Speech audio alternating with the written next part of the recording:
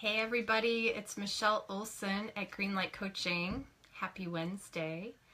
And today I want to talk to you about informational interviews.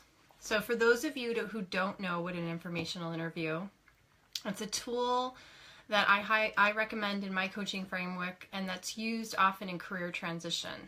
So basically it's reaching out to people who are doing work that you find interesting or intriguing or you're curious about, and asking them to meet with you. And you typically want to limit it, anywhere to 30 minutes to 60 minutes. Ideally, you want to meet with them in person. If you can't meet with them in person, then my second recommendation is to do it over FaceTime or Skype so that you can see each other. So how to go about getting an informational interview? Now, the way I like to think of our network, our individual network, is that we have 4 tiers to our network. So if you think of an image of a bullseye, right? So the circle that's right around the bullseye would be our first tier. Those are our close friends and family. And then the second circle beyond that would be coworkers and friends that we see less frequently. And then beyond that would be friends maybe we see once or twice a year, and then we'd go into the 4th tier, which would be acquaintances. So often when you start doing these informational interviews, there can be a fear that arises. I see this with a lot of my clients where they're nervous about reaching out to people. So if you're in that category, totally normal, I would start with tier 1. Reach out to the people that you know the best.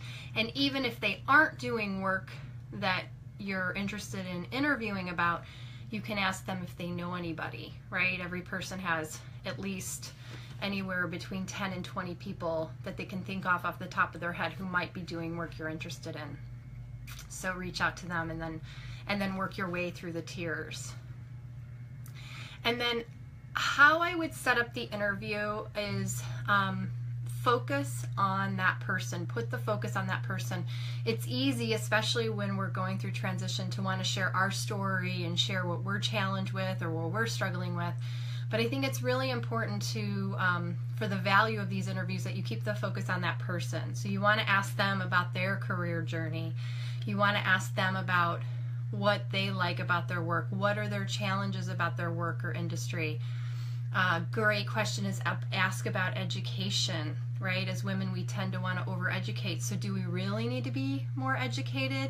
Or could that person see us doing some transferable skills, being able to move over into that industry?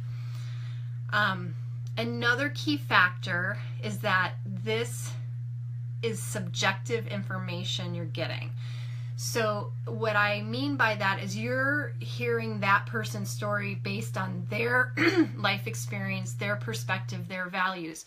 So what I do want to encourage you as you're listening to the information, track it, track your resonance with the information, and track if that information resonates for your personal values. And that's something that I like to do one-on-one with my clients to follow up, to debrief the informational interviews and see if it's something they want to continue exploring.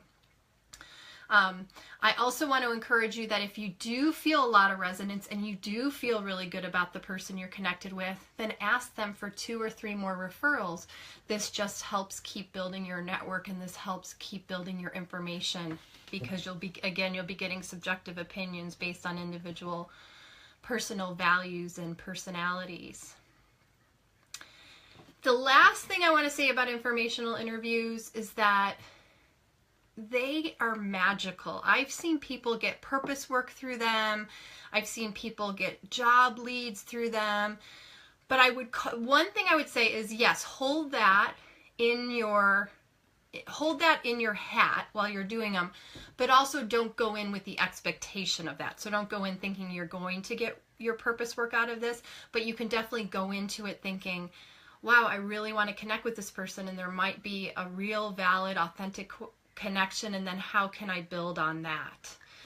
So, informational interviews are so valuable. They get us, again, getting more information through a career transition to help us suss out what we like and what we don't like.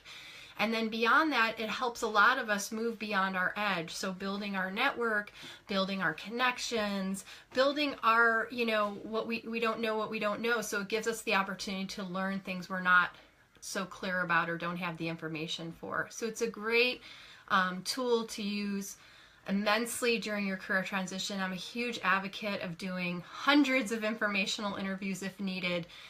It's a great tool to be using when you're trying to discover what's your next career chapter and what is your purpose work as you're going about it. So I hope that was helpful. I'm going to include in the post either down below or above some questions that you can ask to get you started. And feel free to let me know if you're starting to do informational interviews, how it's working for you. All right. Bye for now.